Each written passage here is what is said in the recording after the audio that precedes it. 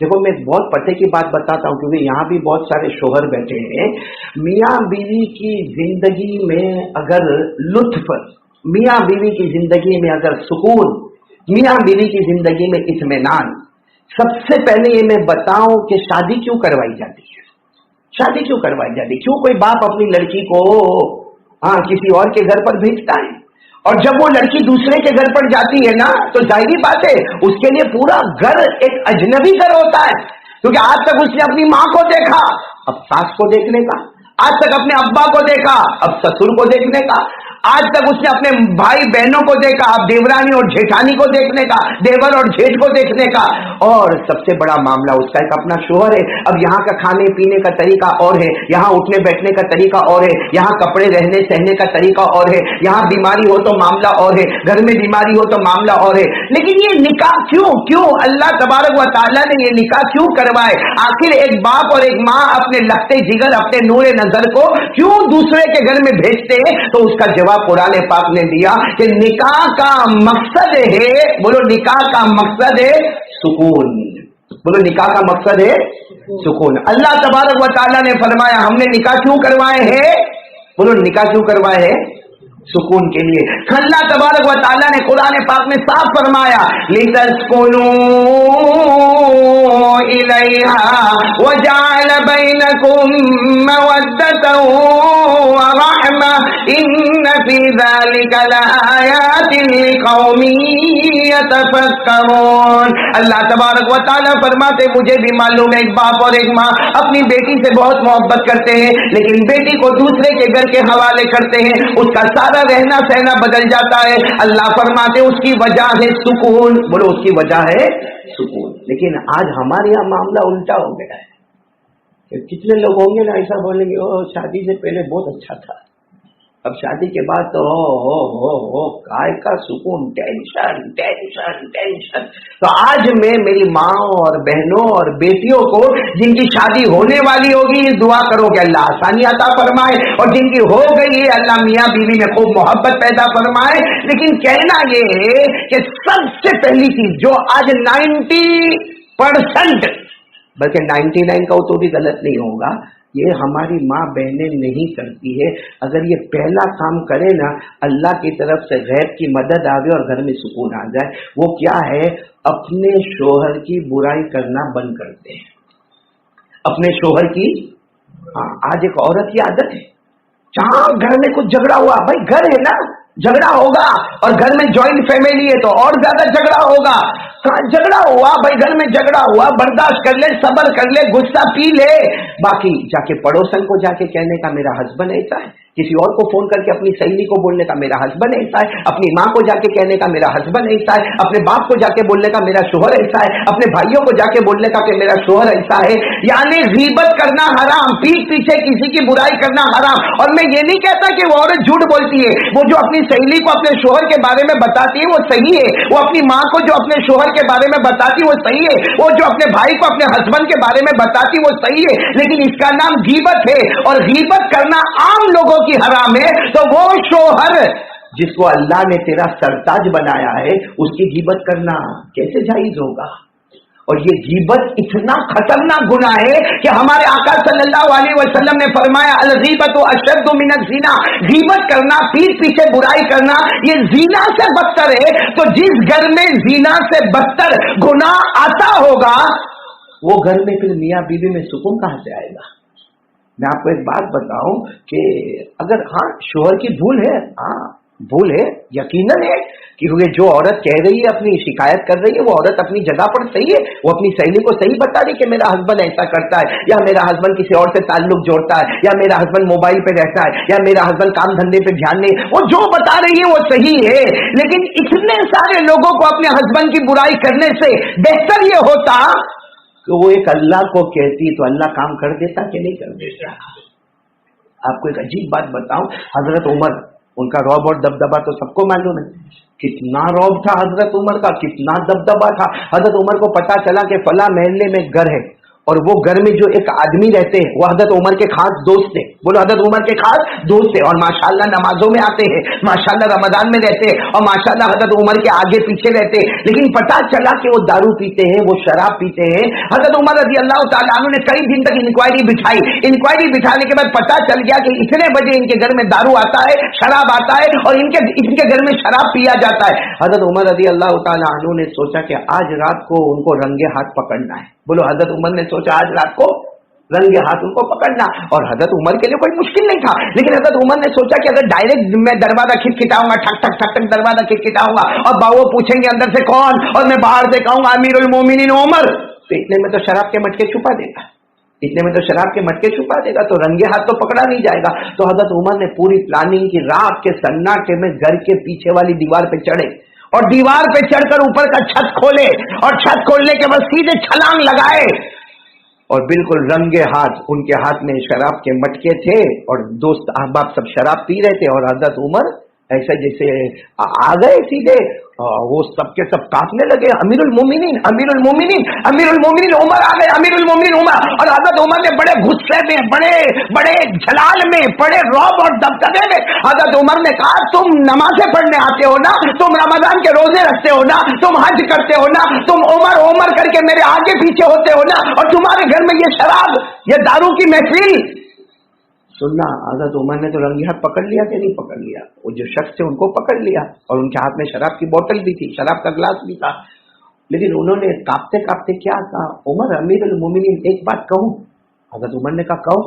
کہا میری ایک غلطی ہے, میں کیا کر رہا ہوں, ارے بولو میں کیا کر رہا ہوں, شراب پی رہا ہوں, میری غلطی.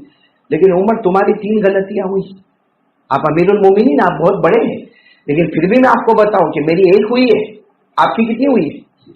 حضرت عمر رضی اللہ تعالیٰ عنہ چوکے, کہنے لگے میں نے کون سی غلطی کی, ارے رنگے ہاتھ تجھے دارو پیتا ہوا پکڑ لیا, شراب پیتا ہوا پکڑ لیا, میں نے کون سی غلطی کی. او شخص نے کہا آپ کہاں سے آئے, بولو نا کہاں سے آئے. چھت سے آئے. اللہ قرآن میں کہتا ہے دروازے سے آؤ, قرآن میں کہیں اللہ نے یہ نہیں کہا کہ چھت پھاڑ کے آؤ.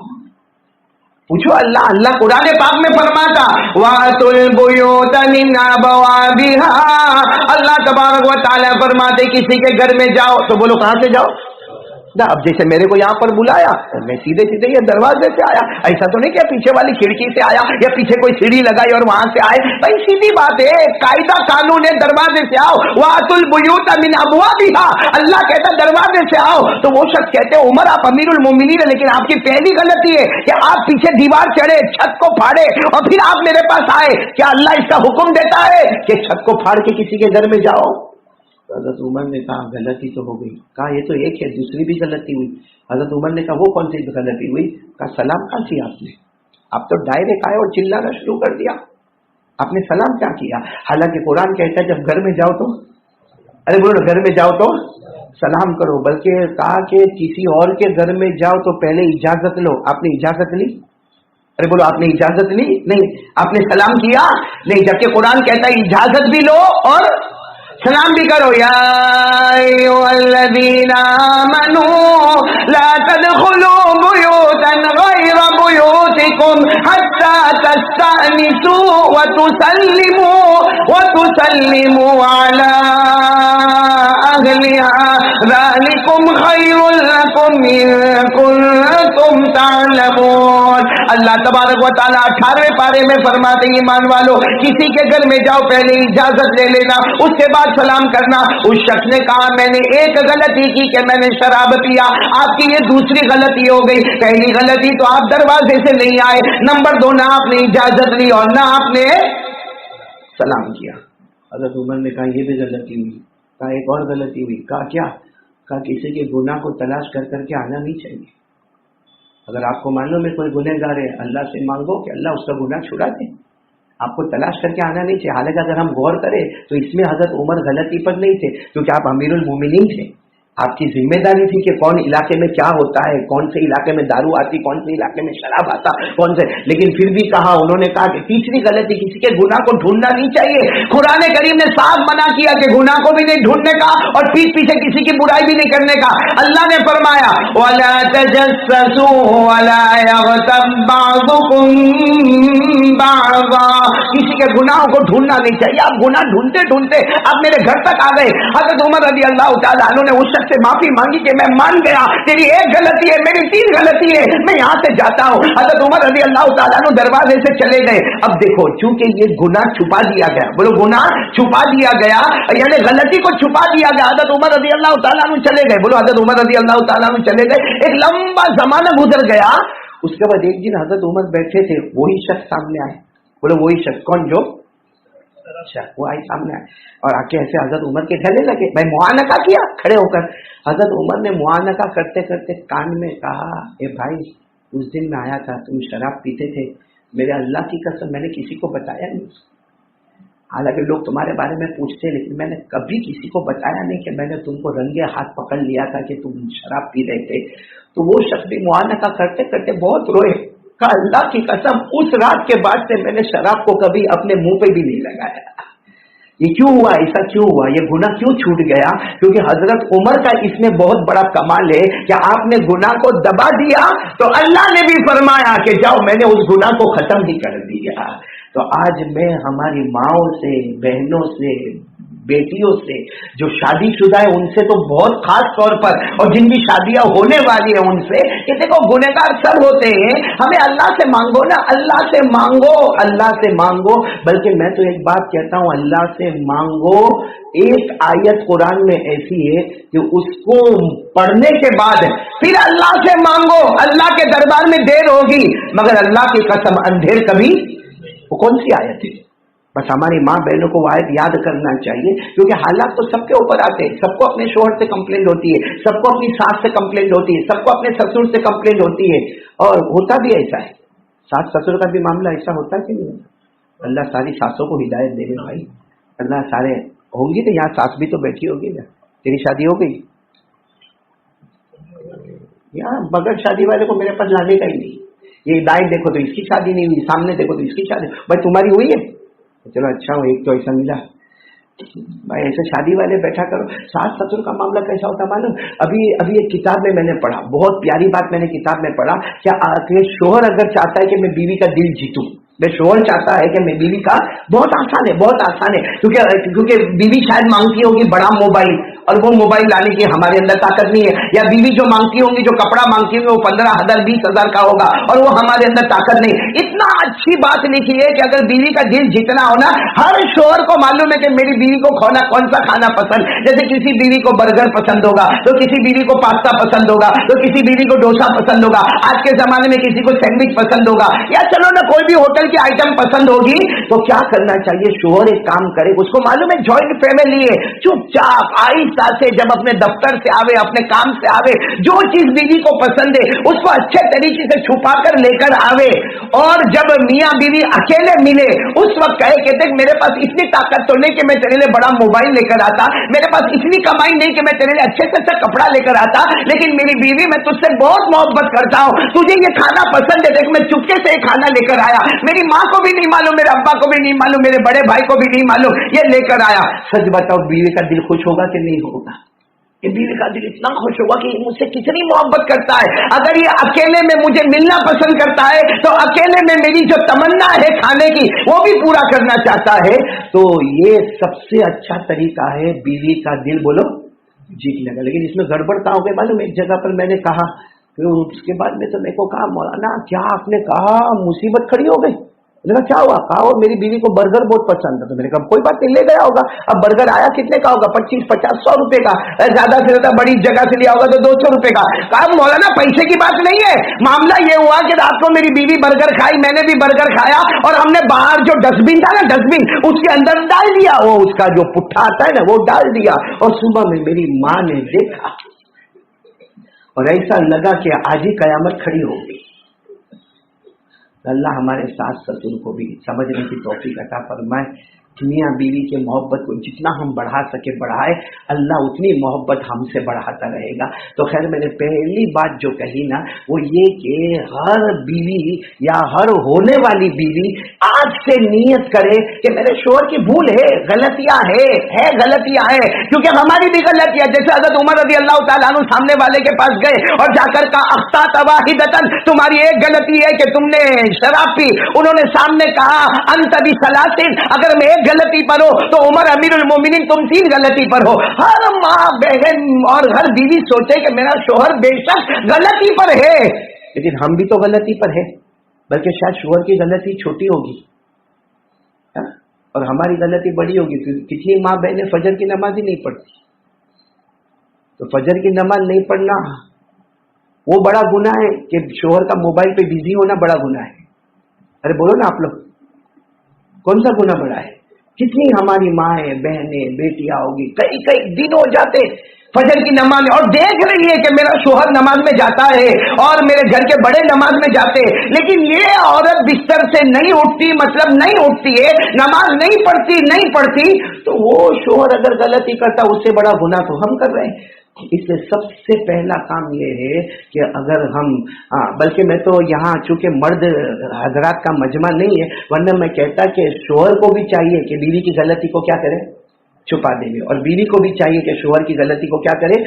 اسی لیے اللہ نے میاں بیوی کے رشتے کو لباس کہا، اللہ نے میاں بیوی کے رشتے کو کیا کہا، لباس۔ لباس کیوں پہنتے بھائی؟ ہم سب نے کپڑا کیوں پہنا ہے؟ اسی لیے کپڑا پہنا ہے کہ ہمارا سطر چھپا رہے، ہمارا بدن چھپا رہے، ہمارا ننگا پن چھپا رہے۔ اللہ تبارک و تعالیٰ میاں بیوی کے بارے میں فرماتے ہن لباس لکم وانتم لباس لہن۔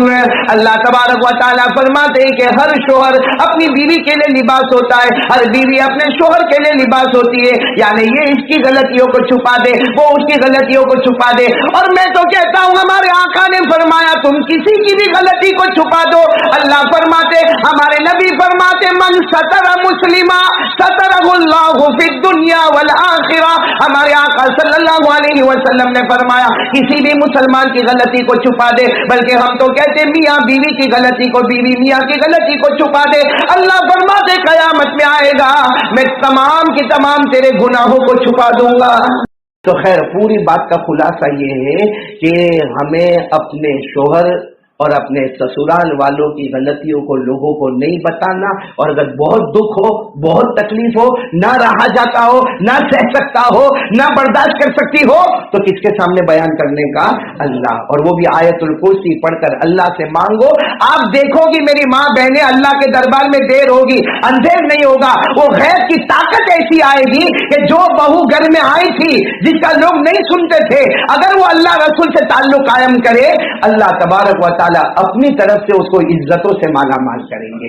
ایک بات میرے کو یہ بتانا، دوسری بات یہ بتانا کہ اگر ہمارے میاں بیوی میں تعلقات کو صحیح کرنا ہو نا، تو ایک کام یہ ہے کہ چہرے پر مسکراہٹ ہونا چاہیے۔ بولو چہرے پر کیا ہونی چاہیے؟ آپ لوگوں کو بھی کہتا ہوں، تیرے کو تو بول کے کوئی فائدہ ہی نہیں، اس کو بھی بول کے کوئی فائدہ نہیں، چہرے پر کیا ہونا چاہیے؟ ہمارے نبی صلی اللہ علیہ وسلم کے بارے میں لکھا، حضرت عائشہ رضی اللہ تعالی عنہ فرماتی ہے کہ میں بہت تھکی ہوتی تھی۔ حضرت عائشہ رضی اللہ تعالیٰ عنہ فرماتی میں بہت تھکی ہوتی، اور حضرت عائشہ یہ بھی کہتی ہے کہ ہمارے گھر میں کھانا بھی نہیں ہوتا، ایسا بھی نہیں کہ میرے نبی آئیں گے اور میں لا کر ساتھ دسترخوان بچھا دوں گی اور کھانا ہو جائے گا اور پینا ہو جائے گا۔ حضرت عائشہ فرماتی ایک تو دن بھر کے تھکے ہوئے اور گھر میں فقر و فاقہ ہے اور اللہ کے رسول پاک صلی اللہ علیہ وسلم آنے والے ہیں۔ حضرت عائشہ فرماتی میں بھی تھکی ہوتی، لیکن حضرت عائشہ کہتی جب میرے نبی آتے اور میں دروازہ کھولتی اور میرے نبی السلام علیکم کہتے اور میں وعلیکم السلام کہتی، حضرت عائشہ فرماتی میرے نبی آ کر جو مسکراتے تھے، اللہ کی قسم آپ کی مسکراہٹ کو دیکھ کر میں سارے غموں کو بھول جایا کرتی تھی۔ اور حضرت عائشہ فرماتی وہ بھی مسکراتے اور میں بھی مسکراتی، اسی لیے کتابوں میں لکھا گھر میں داخلے کے وقت اگر شوہر بیوی کو دیکھ کر مسکرا لے اور بیوی شوہر کو دیکھ کر مسکرا لے، دونوں کو 100 شہیدوں کا ثواب مل جاتا ہے۔ कितने शहीदों का, 100 शहीदों का सवाब, सिर्फ घर में दाखिल हो तो चेहरे पर मुस्कुराहट। और लेकिन हमारे यहाँ उल्टा मामला है, यहाँ तो शोहर का दिमाग गर्म होगा, वो बाहर का सारा दुकान का टेंशन। हालांकि यही शोहर, यहाँ बैठे बहुत सारे, यही शोहर अगर बाहर किसी और से मिलेगा ना, कोई उसका दोस्त मिलेगा, अरे अस्सलाम वालेकुम, वालेकुम सलाम, कैसा चलता, क्या होता, इतना हंस हंस के बात करेगा। और घर में आया, सारा टेंशन इसके चेहरे के ऊपर है। वो बीवी हंसने वाली थी, वो भी नहीं हंसेगी। और कभी कभी शोहर बेचारा अच्छा होता है, हाँ, दिमाग उसका बहुत सुकून वाला होता है, वो सारा घर का टेंशन बाहर छोड़ देता है, बल्कि मोबाइल का बटन भी स्विच ऑफ कर देता है। अब घर में आता है अस्सलाम वालेकुम हंसता हुआ, तो वो कमबख्त बीवी खट्टी कड़ी का प्याला पी के थोबड़ा चढ़ा के बैठी है, तो मोहब्बत कहां से होगी? इसलिए ये भी एक सुन्नत है कि मियाँ बीवी जब घर, और ये छोटी छोटी सुन्नत नहीं है, ये बहुत बड़ी चीज है, इसमें हमारे घर के सुकून का राज है, इसमें हमारे घर के चैन और आफियत का राज है। हम समझते ये क्या हो गया, चलो घर में आके देखकर मुस्कुराए, और चलो बीवी ने मुस्कुराया, क्या इससे हमारे घर का झगड़ा खत्म हो जाएगा, क्या हमारा कर्जा खत्म हो जाएगा? मैं कहता हूं हाँ, खत्म हो जाएगा, क्योंकि सारी सोच और सारी फिक्रे जहां खत्म होती है वहां हमारे नबी का तरीका शुरू हो जाता है। इसलिए ये काम करना चाहिए। और तीसरी चीज में हमारी, चूंकि मैंने कहा ना मर्दों का यहाँ बयान नहीं औरतों का है, तो मैं औरतों को कहूंगा कि अपने शोहर का ख्याल करना चाहिए। बोला अपने शोहर का। एक मर्तबा मालूम है क्या हुआ, हुजूर पाक सल्लल्लाहु अलैहि वसल्लम ने हजरत खदीजा की तारीफ शुरू की। हजरत खदीजा आपकी पहली बीवी, बोलो हजरत खदीजा बिन खुवैलिद, हजरत खदीजा बिनते खुवैलिद रजी अल्लाह ताला अन्हा, खदीजतुल कुबरा आपकी पहली बीवी है। तो हजरत आयशा भी बैठी है, और गालिबन हजरत सफिया भी बैठी है, और हमारे आका सल्लल्लाहु अलैहि वसल्लम ने खदीजा की तारीफ, खदीजा की तारीफ, खदीजा की तारीफ, तो सामने हजरत आयशा बैठी है और हजरत सफिया या कोई और अज़वाज मुताहरात में कोई ज़ौजा मुताहरा बैठी है। उन दोनों ने कहा कि अल्लाह के रसूल, हम यहाँ हैं, मैं आयशा हूँ, यहाँ सफिया है, उम्मे सलमा है, इतनी सारी बीवियां आपके पास है, अब खदीजा खदीजा खदीजा। हमारे आका सल्लल्लाहु अलैहि वसल्लम के मुबारक आंखों में आंसू आए, और आपने दो बातें फरमाई। फरमाया तुमको नहीं मालूम कि खदीजा क्या थी, खदीजा की क्या हकीकत थी, उसने अपने शोहर को क्या अहमियत दी थी, शोहर को क्या बड़ा समझा था।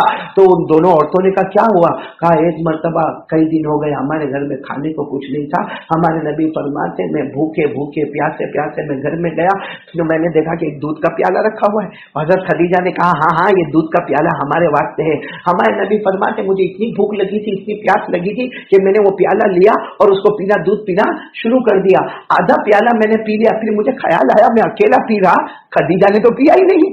अगर मैं भूखा भूखा आया हूं तो खदीजा ने कौन सा खाना खाया? हमारे नबी फरमाते आधे प्याले के बाद ख्याल आया तो मैंने खदीजा से माफी मांगा और मैंने कहा कि मैं भूख में आधा प्याला पी गया। खदीजा तुमने तो कुछ कहा ही नहीं, तुम ये तो कहो कि तुम भी तो भूखी हो। हजरत खदीजा ने फरमाया अरे मेरे प्यारे नबी आप पी लो, आप पी लो, क्योंकि अगर मैं नहीं पी और अगर मेरी मौत आ गई, मेरी मौत आएगी तो मेरा नुकसान होगा। आप अगर अल्लाह को प्यारे होंगे तो पूरी उम्मत यतीम हो जाएगी। इसको कहते हैं शोहर का। और आपको मालूम है हमारे नबी ने क्या फरमाया? आयशा को और तमाम बीवियों को कहा कि मैं आता हूं घर पर, दरवाजा खिटखिटाता हूं, आप लोग दरवाजा खोलती हो। भाई हमारे घर में भी ऐसा ही होता है, हमारा शोहर आता है तो क्या करता है? या तो मोबाइल पे फोन करता है, या तो घंटी बजाता है, या दरवाजा खिटखिटाता है, और उसके बाद दरवाजा खुलता है। तो हमारे नबी ने अपनी बीवियों को भी कहा कि मैं आता हूं, दरवाजा खिटखिटाता हूं, आप लोग दरवाजा खोलती हो। कहा अकेली खदीजा ऐसी थी, कभी मुझे दरवाजा खिटखिटाना नहीं पड़ा। हालांकि मेरे आने का कोई वक्त तय नहीं होता, लेकिन मुझे दरवाजा खिटखिटाना नहीं पड़ा, दरवाजा पहले खुल जाता। तो मैं कई मर्तबा खदीजा को पूछता कि तुझे कैसे पता चलता कि मैं आ रहा हूं, क्योंकि मेरे आने का कोई वक्त तय तो नहीं है, फिर तो दरवाजा कैसे खोल देती? हजरत खदीजा ने कहा अल्लाह की कसम मैं आपसे इतनी मोहब्बत करती, इतनी मोहब्बत करती, आप गली में एंटर होते हैं आपके बदन मुबारक की खुशबू मुझे महसूस हो जाती है और मैं दरवाजा खोल देती हूँ। अब आखिरी दो बात मेरे को मेरी माँ बहनों को कहना है। एक बात ये कहना है कि माशाअल्लाह अल्लाह ने दिया है, देने वाला कौन? और जब अल्लाह देवे तो शुक्र अदा करने का, क्योंकि आज हमको मालूम है कितने नंगे, कितने भूखे, कितने प्यासे, कितने तड़पे हुए। अभी आज ही देखो ना अहमदाबाद में इतनी तूफानी बारिश हुई है कि अभी अहमदाबाद से मुझे बताया कि कितने झोपड़े बह रहे बाकायदा बह रहे। अब सोचो कि जो लोग झोपड़े में रहते होंगे, जो अपना झोपड़ा बहता हुआ देखते ہوں گے اپنا سامان, اپنی چارپائی, اپنی الماری, اپنے کپڑے, تو ان کے دل پر کیا گزرتی ہوگی. یہ اللہ کا احسان ہے کہ ہمارے یہاں کورونا آیا, چکن گنیا آیا, ڈینگو آیا, ہمارے یہاں پہ آسمانوں سے پانی آیا, زمین سے پانی آیا, کبھی سورت میں زلزلہ آیا, کبھی بھوکم آیا, لیکن وہ مولا اللہ کا کرم ہے, کوئی رات اس نے ہم کو بھوکا نہیں سلایا, کبھی اس نے ہم کو پیاسا نہیں کر پایا, کبھی ہمارے بدن سے کپڑے نہیں چھینے. اس لیے ہم کو بہت شکر کرنا چاہیے. میں یہ کہہ رہا ہوں کہ اللہ کا اتنا بڑا احسان ہے, اللہ نے ہماری ماں بہنوں کے, آج اگر کباڑ کو کھولو, کوئی ماں بہن آپ کو شاید اکا دکا کوئی ملے تو ملے, باقی میرے کو نہیں لگتا, لیکن کم سے کم 8-10 جوڑ تو کپڑے ہوں گے. ارے ہوں گے کہ نہیں ہوں گے؟ اور کسی کے تو یوں کھولو تو پورے کباٹ کے کباٹ بھرے. لیکن گھر میں دیکھو نا تو وہ عورت وہی میلا کچیلا, بدبو والا وہ کپڑا. اب شوہر آ رہا ہے گھر میں, بھائی شوہر تھکا آیا, آپ کو تعجب ہوگا, ایک بہت بڑے صحابی حضرت عبداللہ ابن عباس, کتنے بڑے صحابی حضرت عبداللہ ابن عباس فرماتے احب ان تتزین لی, کہتے ہیں عبداللہ ابن عباس کہتے ہیں مجھے میں ہمیشہ اس کو پسند کرتا ہوں کہ میں گھر میں آؤں تو میری بیوی اچھا کپڑا پہنی ہو, صاف ستھرا کپڑا پہنی ہو اور مزین ہو کے میرے سامنے آوے. کیوں؟ اس لیے کہ اگر میں میری بیوی کو دیکھ لوں گا, عبداللہ ابن عباس کہتے ہیں کوئی بھی شخص اپنی بیوی کو صاف ستھرا اور ایک دم اچھے کپڑے میں اور اچھی تیار ہو کر اگر دیکھ لے تو بہت کم امکان ہے کہ اس کی آنکھ پھر کسی دوسری عورت کی طرف اٹھے. یہ عبداللہ ابن عباس جیسے صحابی کہتے کہ میں چاہتا ہوں کہ گھر میں آؤں تو میری بیوی کے کپڑے صاف ستھرے. اور آپ نے دیکھا ہوگا ہماری بیوی کے کپڑے, اللہ توبہ توبہ. ہاں, اور اگر یہی بیوی کو بولو کہ شادی میں جانے کا ہے, شادی میں جانے کا, اس کے لیے الگ سے گاؤن تیار ہوگا, اس کے لیے بیوٹی پارلر میں جانا ہوگا, اس کے لیے معلوم نہیں کیا کیا بالوں پہ کلر کروانا ہوگا, کبھی مہندی لگانا ہوگا, کبھی نیل پالش لگانا ہوگا. کیوں بھائی؟ بیگانے کی شادی میں عبداللہ دیوانہ, شادی کسی اور کی ہو رہی ہے اور یہ تیار ہو کے جا رہی ہے. تو سوال یہ ہے کہ یہ تو تیار ہونا تھا اپنے شوہر کے واسطے, شوہر کے واسطے تیار نہیں ہوئی تو یہ کس کے واسطے تیار ہو رہی ہے؟ کس کو دکھانے کے واسطے تیار ہو رہی ہے؟ ارے چلو ہم نے مانا کوئی اور مرد کو دکھانے کے واسطے تیار نہیں ہو رہی ہے, لیکن ساری عورتوں کے بیچ میں یہ فخر کرنا چاہتی ہے کہ میرا کپڑا اچھا ہے, میری لپسٹک اچھی ہے, میرا بیوٹی پارلر اچھا ہے, میرا فیشن اچھا ہے, میں نے جو کام کروایا ہے وہ بیوٹی کا وہ اچھا کام کروایا. ارے عورتوں کو بتانے سے کوئی فائدہ نہیں. اگر یہی تیار ہوتی اور اپنے شوہر کو کہتی کہ آپ کے واسطے میں ایسے تیار ہوئی ہوں, اور شوہر ایک مرتبہ کہہ دے میں تجھ سے راضی ہوں, اللہ بھی آسمانوں پر کہے جا میری بندی میں تجھ سے راضی ہو گیا. حدیث میں کیا آیا؟ حدیث میں کیا آیا؟ شوہر کی فرما برداری کرو. بولو آیا کہ نہیں آیا؟ شوہر کی, بلکہ ہمارے آقا صلی اللہ علیہ وسلم نے فرمایا لا يسجد احد لاحد لو امر احدا ان يسجد لاحد لامرت النساء ان يسجدن لازواجهن. ہمارے آقا صلی اللہ علیہ وسلم نے فرمایا کوئی کسی کو سجدہ نہ کرے حرام, کوئی کسی کے سامنے اپنا ماتھا نہ ٹیکے یہ حرام, سجدہ کرنا کسی کو یہ حرام, عبادت والا سجدہ بھی کسی کو حرام, تعظیم والا سجدہ بھی حرام. لیکن ہمارے نبی فرماتے اگر میں سجدہ کرنے کی اجازت دیتا تو ہر بیوی کو حکم دیتا, اگر اجازت دیتا تو میں بیوی کو حکم دیتا کہ روز صبح شام اپنے شوہر کو سجدہ کیا کرے. تو تیار ہونا شوہر کے واسطے ہوا, یہ عبادت ہے. تو ایک تو یہ کام کرنا, اور ایک آخری کام میں بتا رہا ہوں میری ماں بہنیں, آج سے ارادہ کرو کہ آپ کے شوہر, آپ کا بیٹا, کیونکہ گھر میں اکثر گھروں میں ایسا ہوتا ہے کہ عورت کا ایک بول ہوتا ہے اور اس کے بول کے اوپر پورا گھر کنٹرول میں آتا ہے. اور یہ میں نہیں کہتا, یہ ہمارے آقا صلی اللہ علیہ وسلم نے بھی فرمایا, ہمارے نبی نے فرمایا کہ عورت اگر کبھی ضد پہ اتر جاتی ہے ضد پہ, تو وہ کام ہو جاتا ہے. جیسے عورت کہیں پڑوس میں گئی اور اس نے دیکھا کہ وہاں بہت اچھا کباٹ ہے, یا چلو اس نے کسی اور کے پاس موبائل دیکھا, بہت اچھا موبائل ہے. اب شام کو جب شوہر آیا تو اس نے کہا میں گئی تھی وہاں اور رقیہ کے گھر پہ گئی تھی, اور اس کے پاس بہت اچھا موبائل ہے اور وہ بھی آفر میں آیا ہوا ہے. تو شوہر نے کیا کہا, وہ رقیہ کا شوہر اچھا کماتا دھماتا ہے, اس کی دکان چلتی ہے, اپنے اوپر حالات ہے, ہم یہ موبائل لا, بولو لا, دیکھنا میں حدیث کی اس میں بتا رہا ہوں, ہم لا نہیں سکتے.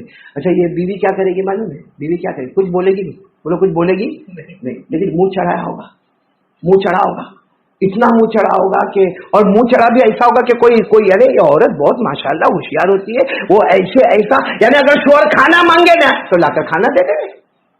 اگر شوہر کہے میرا کپڑا دے دو، کپڑا دے دیا، آئرن کر کے استری کر کے کپڑا دے دو تو وہ کپڑا دے دیا، ٹاول دے دو تو ٹاول دے دیا، اور منہ ایسا کیسا چڑھا ہوا تو شوہر بیچارہ کبھی پوچھے بھی تو کھائے گی؟ نہ میرے کو نہیں کھانا ہے۔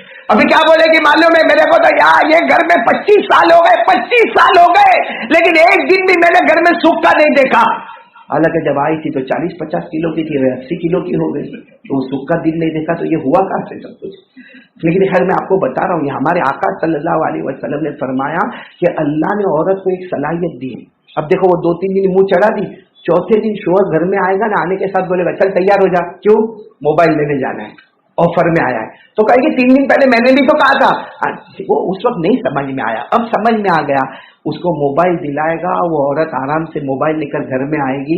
کاش یہ وہ حدیث کی طرف دماغ جاتا۔ ہمارے نبی نے فرمایا اذهب للب الرجل الحازم، ہمارے نبی نے فرمایا یہ عورتیں جو ہے نا یہ ٹھیک ہے کمزور ہے، لیکن عقل سے عقل والے مرد کی عقل کو اڑا کے لے جاتی ہے، بہت سے عقل مند مردوں کی عقل کو اڑا کے لے جاتی ہے۔ تو کاش یہ جب صلاحیت اللہ نے دی ہے اور ہمارا تھوڑا منہ چڑھانے سے 3 دن کے بعد موبائل آ گیا، تو اگر ہماری ماں بہنیں خود بھی 5 وقت کی نماز پڑھے اور شوہر کو بھی کہیں نماز پڑھ، اور شوہر ایک دن فجر کی نماز نہ پڑھے، تھوڑا سا منہ چڑھا دے، تھوڑی سی ایکٹنگ کر لے، دوسرے دن پھر اس کو کہے، پھر نہیں پڑھے تھوڑی سی ایکٹنگ کر لے۔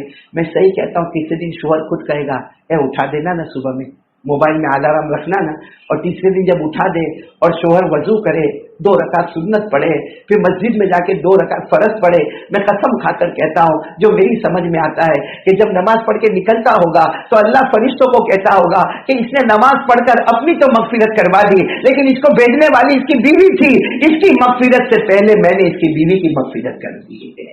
تو میری ماں بہنیں، یہ سارے گھر کے جھگڑے، دیکھو میں بتا رہا ہوں، سارے گھر کے جھگڑے ختم ہوئے، اس کے لیے ہمارے نبی نے فرمایا، بولو 5 وقت کی نماز، روزی میں برکت ہوئے، ہمارا شوہر کا کاروبار دھوم دھام سے چلے، اس کے لیے کیا کرنے کا؟ نماز۔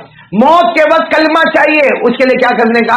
نماز۔ جنت میں جنت الفردوس چاہیے تو کیا کرنے کا؟ نماز۔ یہ 4 باتیں ہمیشہ یاد رکھنا جو حدیث پاک میں ہمارے نبی نے فرمایا۔ ہمارے آقا محمد الرسول اللہ صلی اللہ علیہ وسلم نے فرمایا اگر روزی میں برکت چاہتے ہو تو کیا کرنا؟ 5 وقت کی نماز پڑھنا۔ نمبر 2، گھر کے جھگڑے کو ختم کر کے محبت میں لانا تو 5 وقت کی نماز پڑھنا۔